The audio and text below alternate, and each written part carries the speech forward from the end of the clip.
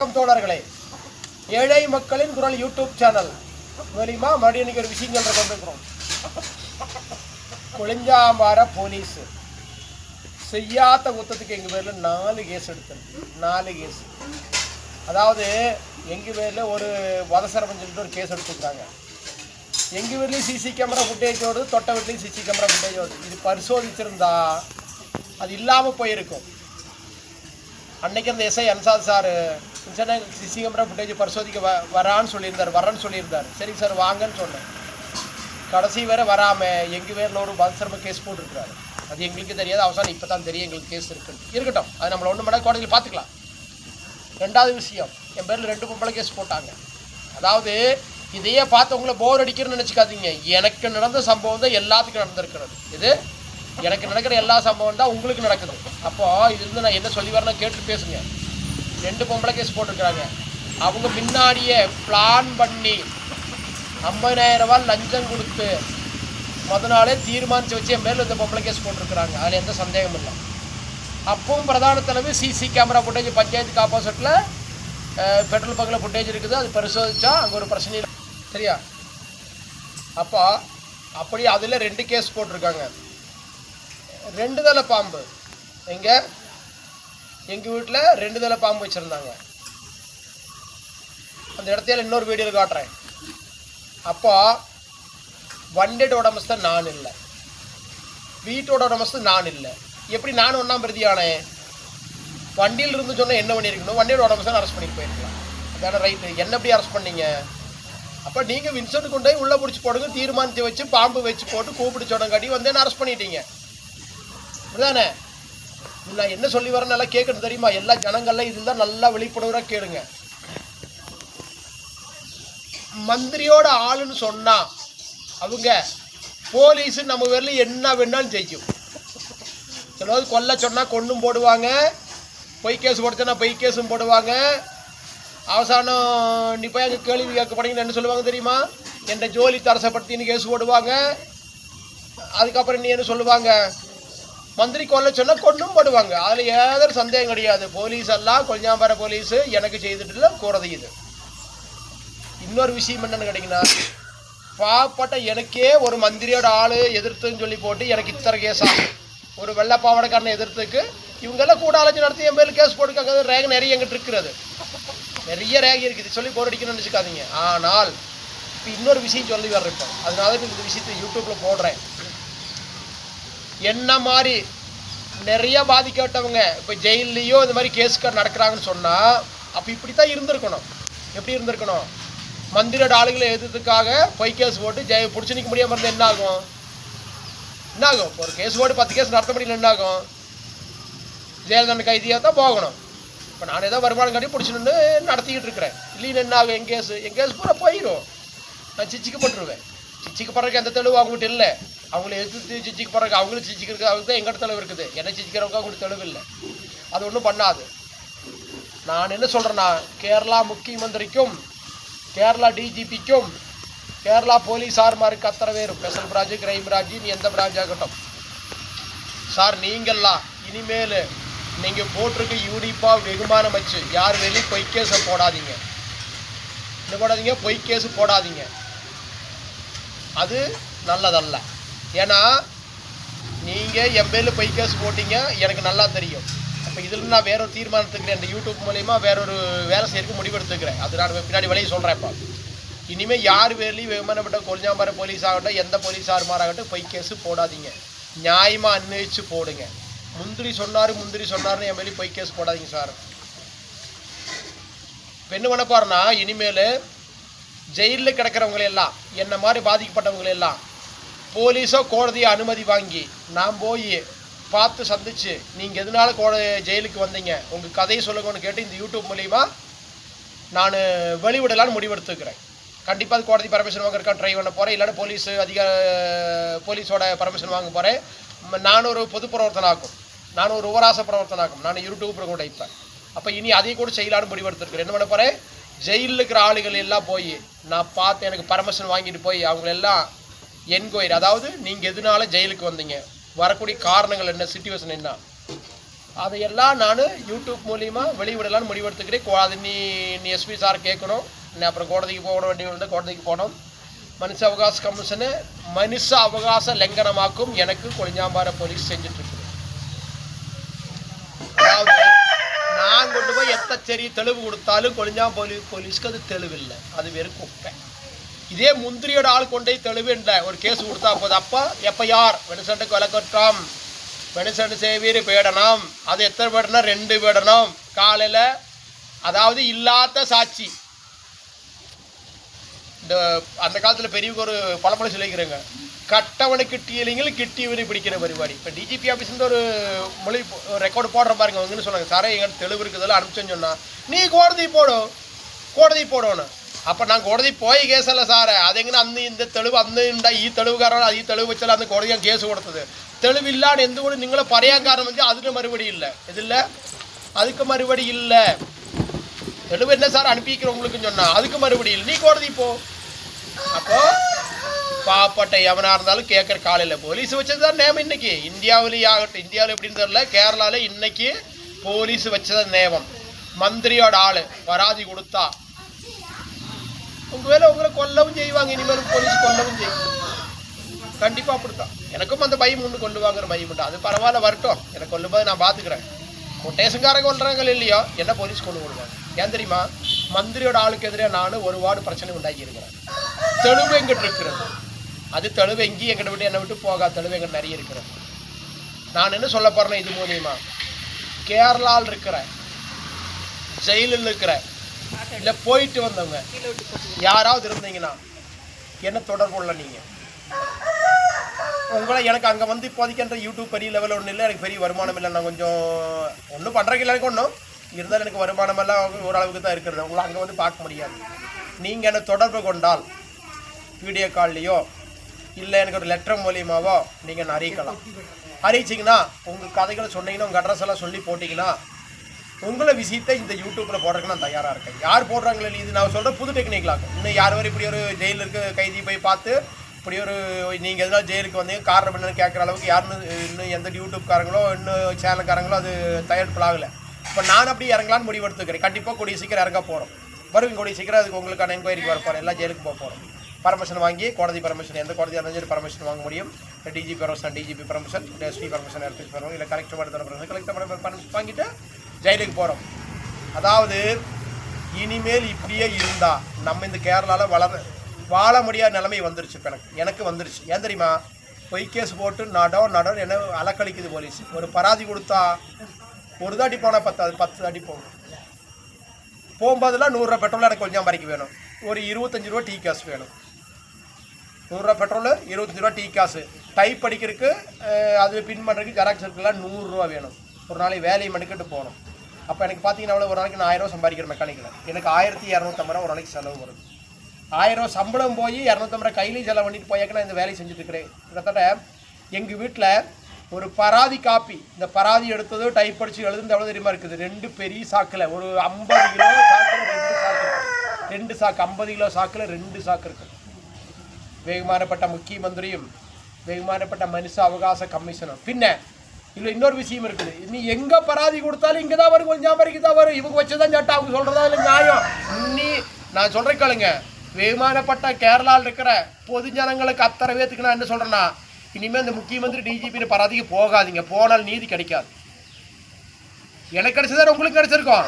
அதாவது கீழ் மட்டத்தில் ஒரு தீர்ப்பு எழுதிட்டாங்கன்னா போலீஸு அதை மேல் மட்டம் மாற்றி எழுதாது, முடியாது. பாருங்க, என்ற வீட்டில் கேமரா ஒரு சிசி கேமரா ஓடிக்கிட்டு இருக்குது. தொட்ட வீட்லேயும் ஒரு சிசி கேமரா. இது பரிசோதிச்சிருந்தா போதும். அன்றைக்கி எனக்கு 2 பேரும் கொலை குத்தமே வந்திருக்காது. போலீஸ் பரிசோதிக்கல. ஏன்னா அவன் மந்திரியோட ஆளவன். மந்திரியோட ஆள்னு சொன்னால் போலீஸ் எந்த வேணாலும் உங்களை கொண்டு போடும். கண்டிப்பாக போலீஸ் உங்களை கொண்டு போடும், எந்த சந்தேகம் இல்லை. இனிமேல் போலீஸுக்கிட்ட நீதி கிடைக்கும்னு நினைக்காதீங்க. கேரளாவில் வாழ்கிற எத்தனை பேரும் அப்படித்தான். போலீஸுக்கு நீதி கிடைக்காது. அதே மாதிரி அவங்கள போய் கேட்டிங்கன்னா என்ன சொல்லுவாங்க? எந்த ஜோலி தரசப்படுத்தி ஒரு கேஸை போட்டு உங்களை உள்ளே போட்டுருவான். என்ன நியாயமாக இருந்தாலும் சரி, நீங்கள் போலீஸ் வச்சு தான் இன்றைக்கி கேரளாவில் சட்டம். முக்கிய மந்திரியும் இல்லை, மனுஷ அவகாச கமிஷனும் இல்லை, டிஜிபியும் இல்லை, ஒன்றுமே எஸ்பியும் இல்லை. பாருங்கள், எனக்கு ஒரு பராதி வந்து முக்கிய மந்திரி டிஜிபி கொடுத்தேன். அவங்களும் கோடதிக்கு போகணும் தான் சொல்கிறாங்க. எஸ்பி கொடுத்து அவங்களும் கோடதிக்கு போக சொல்கிறாங்க. கலெக்டர் கொடுத்துக்கு பராதி கொல்லியாம்பரிக்கு வந்து என்ன சொல்ல தெரியுமா? ആ പരാതി എൻ്റെ കയ്യിലല്ലേ വരുള്ളൂ. അപ്പോൾ അത് കേസെടുക്കാൻ പറ്റില്ല. ഞങ്ങൾ നിയമം ഒന്ന് തന്നെയാണ്. ഞങ്ങൾ ഒരു ദിവസം തെളിവില്ല എന്ന് പറഞ്ഞാൽ തെളിവില്ല. സാറേ ഇതെന്താ തെളിവ് സാറേ? ഉണ്ടല്ലോ സാറേ തെളിവ്. അത് എനിക്കറിയില്ല, അത് എനിക്ക് അറിയില്ല. ഞാൻ എന്താ ചെയ്യട്ടെ? ഇത്ര വലിയ തെളിവ് ഞാൻ പറയട്ടെ, കേരളത്തിൽ ജീവിക്കുന്ന അത്ര പേർക്കും ഈ യൂട്യൂബ് മുഖേന ഞാൻ പറയുന്നത്, ഇനിമേൽ ഒരു പ്രശ്നം പറഞ്ഞാൽ താഴെ തട്ടിൽ പോലീസിൽ എന്ത് തീർപ്പ് കിട്ടിയോ, നീ DGP എനിക്ക് കിട്ടിയ നീതിയാണ് പറയുന്നത്, എനിക്ക് കിട്ടിയ അന്യായം പറയുന്നത്. ഞാൻ പറയുന്ന പരാതിക്ക് ഒരു നീതിയും കിട്ടിയിട്ടില്ല. ഞാൻ എൻ്റെ പരാതിക്ക് പീഡന കേസിക്ക് 2 CC ക്യാമറ ഫുട്ടേജ് പ്രധാന തെളിവ്, അത് തെളിവല്ല അത്ര. കൊലക്കുറ്റത്തിന് കേസ് എടുത്തപ്പോൾ എൻ്റെ വീട്ടിൽ CC ക്യാമറ ഫുട്ടേജ്, പക്കത്തെ വീട്ടിൽ CC ക്യാമറ, അതും തെളിവല്ല അത്ര. அது தெளிவில்ல, அது தெளிவு இருக்கு. மந்திரியோட அவங்க வச்சுதான் சட்டம், மந்திரி வச்சுதான் சட்டம்.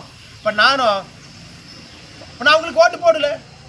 நான் இந்த கேரளா குடியுரிமை வாங்கின சட்டம் எனக்கு இல்லை, எனக்கு போலீஸ் இல்லை, எனக்கு கேட்கறதுக்கு யாரும் இல்லை. நான் அனாதை, நானும் குடும்பம் அனாதைன்னு கட்டினாலும் போலீஸ் 3-4 கேஸ் பொய் கேஸ் போடுது. போலீஸ் 3 கேஸ் போட்டிருக்குது, பாரஸ்கார் ஒரு பொய் கேஸ் போட்டிருக்கிறான். அப்போ யாரும் இல்லாத அந்த மந்திரியோட ஆள் கூப்பிட்டு சொன்னால் என்னவெல்லாம் செய்வாங்கல்ல, செய்யட்டும். அப்போ நம்ம இனிமேல் ஒரு சங்கடம் தொடங்கலான்னு முடிவெடுத்துக்கிறேன். ஜெயிலில் இருக்கிற அத்தனை பேர்த்தையும் சந்திச்சு, நீங்கள்லாம் எதனால் ஜெயிலுக்கு போனேன்னு கண்டுபிடிச்சி இந்தியன் ஜனாதிபதிக்கு ஒரு லெட்டரை போடலான்னு முடிவெடுத்துக்கிறேன். கண்டிப்பாக நான் லெட்டரை போட்டுருவேன் என்ற எங்கள் விஷயத்தை வச்சு போட்டுறேன். ஜனாதிபதிக்கு போடுறேன். டெல்லியில் இருக்கிற நீ ஹைகோர்ட்டியாக மேல்கோர்ட் சுப்ரீம் கோர்ட் எனக்கு தெரியாது, அவனோட ஜட்ஜுக்கு ஒரு லெட்டர் அனுப்புறதுக்காக முடிவெடுத்துக்கிறேன். பின்ன DGP ஆஃபீஸ்ன்னு சொல்கிற ரெக்கார்ட் நான் விடுறேன் பார்த்துக்கல. வேகமான பொது ஜனங்களை இனிமேல் போலீஸுக்கிட்ட போடிங்கன்னா கீழ்த்தட்டில் மந்திரியோட ஆள் இருந்தால் மேல் தட்டு வரைக்கும் நியாயம் கிடைக்கும். அவங்க கேஸ் எடுப்பாங்க. பாவப்பட்டவனாக இருந்தால் கேரளா இருக்கிற DGP ஆகட்டும், SP ஆகட்டும், இல்லை நீ DVSP நல்லவங்க இருக்கிறாங்க நிறைய பேர், சக்திசனாய் போலீஸுக்காரங்க நிறைய பேர் உண்டு. அவங்கெல்லாம் மன்னிக்கணும் என்னைய, வேறு வழி இல்லாமல் கேட்குறேன் சார், மன்னிச்சுங்க. நல்லவங்க நிறைய பேர் இருக்கிறீங்க, அது நான் மன்னிப்பு காட்டுக்கிறேன். ஏன்னா எனக்கு தெரியும் நிறைய பேர் நல்லவங்களெல்லாம் எனக்கு நல்லா தெரியும். ஏன்னா நான் நிறைய காரியங்களுக்கு சேஷன் போய் வந்துருக்கிறேன். பல வருஷங்களாக போகிறோம் தான், 1-2 வருஷமாக கிட்டத்தட்ட 20 வருஷமாக போயிட்டு தான் இருக்கிறேன். அப்போ எனக்கு நல்லவங்க நிறைய பேர் இருக்கிறீங்க, எனக்கு நீதி வழங்கியிருக்கிறீங்க, அது எனக்கு நல்லா தெரியும். அவங்களாம் என்னை மன்னிச்சுங்க. மற்றவங்க எல்லாம் கையில் வாங்குறவங்க, அது பார்த்தா மந்திரி பேச்சு கேட்குறவங்க, இவங்கெல்லாம் இருக்க வரைக்கும் இந்த നാട് ഇടിക്കവരാ പേര്. അത് ഞാൻ എന്ത് പറയാൻ വെച്ചാൽ കേരളത്തിൽ ജനിച്ചു വളർന്ന് അത്ര പേർക്കും നിങ്ങൾ ഇനിമേൽ പോലീസിൽ ഒരു നീതി കിട്ടും വിചാരിച്ച് മന്ത്രിയുടെ ആളല്ലാതെ ആണെങ്കിൽ നിങ്ങൾ പോലീസിലോ അല്ലെങ്കിൽ മുഖ്യമന്ത്രിക്ക് പരാതി കൊടുത്തിട്ട് ഈ കണ്ട സമയത്ത് 21/12/2008 പോയ മരിച്ചുപോയ ആത്മസ്വാമിയുടെ പേരിൽ 29 മാർച്ച് 2019 5 സ്റ്റാമ്പ് പേപ്പർ വാങ്ങി കിണർ കുഴിച്ച് കൊടുത്തെന്ന് പറഞ്ഞാൽ എൻ്റെ പരാതി മുഖ്യമന്ത്രിക്ക് അയച്ചിട്ടുണ്ട്. മുഖ്യമന്ത്രി കൊടുത്ത് ഇനി കൊഞ്ചമര പോലീസ് പരാതി എടുക്കുമെന്ന് എനിക്ക് കേസ് എടുക്കുമെന്ന് എനിക്കറിയില്ല, നോക്കട്ടെ. കൊടുത്തിട്ടുണ്ട് ഞാൻ. അപ്പോൾ ഞാൻ പറയുന്ന പാവപ്പെട്ടവർക്ക് എല്ലാവർക്കും കേരളത്തിൽ ജനിച്ചു വളർന്ന എല്ലാ പാവപ്പെട്ടവർക്കും ഞാൻ പറയുന്ന വാദം, ഇനിമേൽ പോലീസുകാരോട് പോകരുത്. പോയാൽ എനിക്ക് നീതി കിട്ടില്ല, നിങ്ങളെ കൊന്നുകളയോട്, ഇല്ലെങ്കിൽ നിങ്ങൾ കള്ളക്കേസിൽ കുടുക്കി പിടിച്ചെടുത്ത് കളയും. എൻ്റെ അനുഭവമാണ് ഇതിൽ യൂട്യൂബിൽ പറഞ്ഞുകൊണ്ടിരിക്കുന്നത്. 7 മക്കളിൻ കുറവ് യൂട്യൂബ് ചാനലാണ് ഇത്. കേരള ഇത് തമിഴ് പ്രദേശമാണ്. എനിക്ക് തമിഴ് വായിച്ചു, എല്ലാ മലയാളം നല്ലപോലെ വായിക്കാൻ അറിയാം, ഹിന്ദി പറയാം, കന്നഡ പറയാം, ഒരു ഇത് എല്ലാ ലാംഗ്വേജും ഞാനെല്ലാം പോയതുകൊണ്ട് ഒരു ഇത് നല്ല ഭാഷമാണ് എനിക്ക് സംസാരിക്കാൻ, ഭാഷ നല്ല പറ്റും. അപ്പോൾ ഞാൻ ഇതോടെ ഈ വാർത്ത നിർത്തുന്നു. എനിക്ക് നീതി വഴങ്ങിയില്ല. അപ്പോൾ ഞാൻ പറയാം, പോലീസാകട്ടെ, DGP ആകട്ടെ, SP ആകട്ടെ, ഇനി കളക്ടർക്ക് പരാതി കൊടുത്തിട്ടുണ്ട്, ഇനി അവരെന്ത് നീതി വഴങ്ങുമെന്ന് അറിയില്ല. മുഖ്യമന്ത്രി കൊടുത്തിട്ടുണ്ട്, അവരെന്ത് നീതി വഴങ്ങുമെന്ന് എനിക്കറിയില്ല. ഇന്ന് എൻ്റെ നടന്ന കഷ്ടപ്പാടാണ് നിങ്ങളോട് പറയുന്നത്. 7 മക്കളിൻ കുറൾ യൂട്യൂബ് ചാനൽ സബ്സ്ക്രൈബ് ചെയ്യുക, ലൈക്ക് ചെയ്യുക. ഈ വർത്തമാനം എല്ലാവർക്കും ഷെയർ ചെയ്ത് കൊടുക്കുക. കേരളത്തിൽ ജനിച്ചു വളർന്ന അത്ര പേരും ഇത് കണ്ടുകൊണ്ട് എല്ലാവരും ഷെയർ ചെയ്ത് കൊടുക്കണം. ഇല്ലെങ്കിൽ ഇത് മലയാളത്തിൽ ട്രാൻസ്ഫർ ചെയ്ത് കൊടുക്കണം എന്നാണ് എൻ്റെ ആവശ്യം. സാറേ ഞാനിപ്പോൾ വിളിച്ചല്ലോ, ഇപ്പോൾ 10 മിനിറ്റ് കഴിഞ്ഞ് വിളിക്കാമെന്ന് പറഞ്ഞല്ലോ സാറേ, മറ്റേ വിളിക്കാൻ പറഞ്ഞു സാറേ.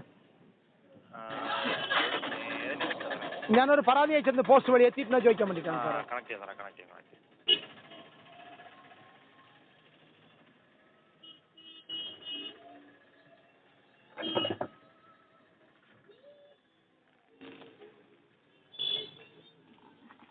നമസ്കാരം സ്പെഷ്യൽ സാർ. നമസ്കാരം സാർ, എൻ്റെ വിൻസെന്റ് സേവ്യർ സാർ. എൻ്റെ പരാതി എത്തിയോ സാറേ?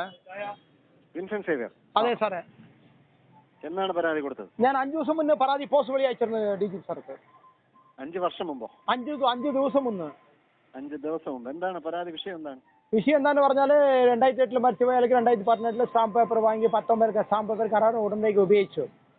അപ്പം ഞാനത് പോലീസിൽ കോടതി കൊണ്ട് കേസ് കൊടുത്തപ്പോൾ തെളിവില്ലെന്ന് പറഞ്ഞ് പോലീസ് കേസ് റെഫറാക്കി കളഞ്ഞ്. തെളിവ് സഹിതം അയച്ചിട്ടുണ്ട് ഞാൻ പോസ്റ്റ് വഴി. അപ്പോൾ അത് അന്വേഷിച്ചിട്ട് എനിക്ക് കേസ് എടുക്കാൻ പറയാമെന്നാണ് ഞാൻ ആവശ്യപ്പെട്ട് അയച്ചേക്കുന്നത്. തെളിവ് സഹിതം അയച്ചിട്ടുണ്ട്. Stamp paper number, panchayat secretary എടുത്ത റിപ്പോർട്ട്, ഡയറക്ടർ റിപ്പോർട്ട്. പോലീസിന് നേരിട്ട് കേസെടുക്കാൻ പറ്റില്ല, കോടതിയുടെ കോടതിയിൽ കൊടുക്കാം സാറേ. പോലീസിനെ നേരിട്ട് കേസെടുക്കുന്ന വിഷയമല്ല ഇത്. ഞാൻ സാറേ ഒരു മിനിറ്റ് ഞാൻ നേരത്തെ വന്ന് കോടതിയിൽ കേസ് കൊടുത്തതാണ്. കോടതിയിൽ തെളിവ് സഹിതം ഹാജരാക്കി കോടതി വെച്ച് പോലീസ് തെളിവില്ല എന്ന് പറഞ്ഞ് ഹാജരാക്കി കേസ് റെഫറായി. ഇപ്പൊ ഞാൻ തെളിവ് അയച്ചിട്ടുണ്ട്. അപ്പൊ അതിന് നടപടി എടുക്കണമെന്നാണ് ആവശ്യപ്പെടുന്നത്. തെളിവ് അയച്ചിട്ടുണ്ട്. തെളിവ് നിങ്ങൾ പറയുന്നുണ്ട്, തെളിവ് അയച്ചിട്ടുണ്ട്, രേഖാമൂലം അയച്ചിട്ടുണ്ട്. എനിക്ക് അപ്പൊ നിങ്ങൾ നടപടി പിന്നെ മോൾ ഉദ്യോഗസ്ഥൻ അന്വേഷിച്ച് കേസ് എടുക്കാൻ പറയണം. സാർ മോൾ ഉദ്യോഗസ്ഥനല്ലേ? അപ്പൊ മറ്റേ ഇവിടത്തേക്ക് എസ് പിക്ക് മോളിലെ DGP സാറിലെ മോൾ ഉദ്യോഗസ്ഥൻ. അപ്പൊ അവര് അതെങ്ങനെയാണ് ഇത്ര വലിയ തെളിവുണ്ടാകുമ്പോ എങ്ങനെയാണ് പോലീസ് തെളിവില്ല? അപ്പൊ ഞങ്ങൾ എന്ത് പരാതി സാറേ? അപ്പൊ ഞങ്ങൾ പരാതി കൊടുത്താൽ തെളിവ് എത്ര വലിയ പരാതി കൊടുത്താലും തെളിവല്ല പറഞ്ഞു. എങ്ങനെ വലിയ പീഡന കേസ് തെളിവല്ല, CC ക്യാമറ. അപ്പൊ ഞാൻ കൊടുത്ത കേസ് എന്തിനും തെളിവില്ല എന്ന് പറഞ്ഞ് റിപ്പറായി പോയത് എന്തുകൊണ്ട് പോയി? ഇത്ര വലിയ തെളിവുണ്ടാകുമ്പോ എങ്ങനെ പോയി കേസ് റെഫറായിട്ട്? കോടതിയിൽ കള്ളത്തെളിവ് കള്ള റിപ്പോർട്ട് കൊടുത്തു കഴിഞ്ഞാൽ പോയി രാഷ്ട്രീയ സ്വാധീനം ഉപയോഗിച്ച് കള്ള റിപ്പോർട്ട് കൊടുത്തിരിക്കുകയാണ്. ഇതാ തെളിവ് അയച്ചിരിക്കണം. അത് കോടതിയിലേക്ക് നടപടി വേണമെന്ന് അയച്ചിട്ടുണ്ട്. ഞാൻ വിറാസ നിയമം പോസ്റ്റ് ചെയ്ത് വിടാം. നിങ്ങൾ എന്താ മറുപടി തന്നാൽ മതി. അത് ഞാൻ സാറേ ഇനി അങ്ങോട്ട് പോസ്റ്റ് അയക്കേണ്ട വീഴ്ച മിണ്ടാതിരിക്കുകയാണ് ഞാൻ. അല്ലെങ്കിൽ ദിവസം ഒരു 10 വിറാസ നിയമം എല്ലാവർക്കും പോസ്റ്റ് ചെയ്ത് വിടാം. അപ്പൊ വരുന്ന ചെയ്യാത്ത കുറ്റത്തിന് 7-8 കേസുണ്ട്, ചെയ്ത് കുറ്റത്തിന് ഒരു 5 കേസ് ആവട്ടെ. അന്ന് തൂക്കിക്കൊള്ളാൻ നിയമത്തിൽ ഇല്ലല്ലോ. ഇത്ര വലിയ തെളിവുണ്ടാകുമ്പോൾ നിങ്ങൾ തെളിവില്ല എന്ന് പറയുന്നത് എന്താണത്? എങ്ങനെ പോലീസ് പറയാൻ പറ്റുമോ? അപ്പൊ ഞാൻ സമീപിച്ചത് എന്തുകൊണ്ടാണ് പോലീസ് തെളിവില്ല പറഞ്ഞ്? ഞാൻ സാറോട് ചോദിച്ചു അതെങ്ങനെയാണ്? എത്ര വർഷം കോടതി? ഇപ്പൊ ഞാൻ പാവപ്പെട്ടൻ കേസ് എത്ര ചെലവാക്കണം? ഒരു കേസ് എത്ര പൈസ ചെലവാക്കണം? ഞാൻ പാവപ്പെട്ടവൻ. ഇപ്പൊ നല്ല 5 ലക്ഷം കടമുണ്ട്. നിങ്ങളെ കാരണമാണ് അല്ലെങ്കിൽ എത്രയും കോടതി കാട്ടിക്കൊണ്ടിരിക്കുക. അപ്പൊ എന്റെ പരാതിക്ക് എന്താണ്? അപ്പൊ ഞങ്ങളുടെ കുടുംബത്തോട് എന്താണ് കോടതാ? എന്റെ കുടുംബത്തോടെ പോലീസുകാർക്ക് എന്താണ് കോടതാ? അതെന്താണ്? ഞങ്ങൾ എന്ത് പരാതി കൊടുത്താലും തെളിവല്ല പറയുന്നത് എന്താണ്? അപ്പൊ ഇത്ര വലിയ തെളിവുണ്ടാകുമ്പോൾ എന്താണ് തെളിവല്ലാത്തത്? അപ്പൊ എങ്ങനെ തെളിവല്ലാതെ പോണോ?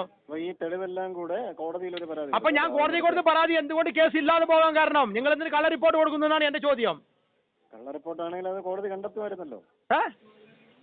തെളിവ് അയച്ചിട്ടുണ്ടല്ലോ. ഈ തെളിവ് വെച്ചാൽ കോടതിയിൽ കൊടുത്ത തെളിവ് ഞാൻ പോസ്റ്റ് ചെയ്തിട്ടുണ്ടല്ലോ. തെളിവ് പരിശോധിക്കും സാറേ. കോടതിയിൽ പരിശോധിക്കും. ഞാൻ സാറ് ആദ്യം ഞാൻ പറഞ്ഞ പരാതി പോസ്റ്റ് അയച്ചിട്ടുണ്ട്. പരാതി പരിശോധിക്കും. എന്നിട്ട് അത് എന്താണ് അങ്ങനെ തെളിവില്ലാത്ത കാരണം നിങ്ങൾ പോലീസുകാർ ചോദിക്കും ഇത്ര തെളിവ് അയച്ചിട്ടുണ്ട്, എന്തുകൊണ്ട് നിങ്ങൾ അന്ന് റിപ്പോർട്ട് തന്നേക്കണേ? പോലീസുകാർ അന്വേഷിക്കേ, അതിന് മറുപടി തരും. എനിക്ക് മറുപടി തരും. അതിന് എന്ത് റിപ്പോർട്ട്, എന്ത് അവർ തെളിവ് കോടതി കൊടുത്ത് തെളിവിന്റെ റിപ്പോർട്ട് തരാൻ പറയും, കാപ്പി തരാൻ പറയും എനിക്ക്. അപ്പം ഞാൻ പിണ്ടാതിരുന്നോളാം. കാപ്പി തരാൻ പറയും. പോലീസ് കോടതി കൊടുത്ത റിപ്പോർട്ടിന് കോപ്പി തരാൻ പറയും. അതെങ്കിലും ചെയ്യാൻ പറയും. നിങ്ങൾ എന്ത് തെളിവ് കൊടുത്താലും നിങ്ങൾ കുറ്റം പറഞ്ഞുകൊണ്ട് എന്നെ തന്നെ കുറ്റം പറഞ്ഞുകൊണ്ട് കടക്കളി തല്ലി കൂട്ടിക്കൊണ്ടിരിക്കുന്നു നിങ്ങൾ. ഞാനൊന്ന് ജീവിച്ചു കൊണ്ടേ, മക്കളും ഇല്ല, ഞാൻ ജീവിക്കണ്ടേ? നിങ്ങൾ എന്നെ കടക്കളി തന്നെ തല്ലിക്കൊണ്ടിരിക്കുന്നത് അറിയോ? 5 ലക്ഷം ഇപ്പൊ കടവുള്ളത് നിലവിൽ നിങ്ങളെ കാരണം. സാറേ ഇതൊന്നും ശരിയല്ല. എനിക്ക് നീതി കിട്ടിപ്പോണമെന്നാണ്. എന്റെ പരാതി പരിശോധിക്കണം. ഹലോ.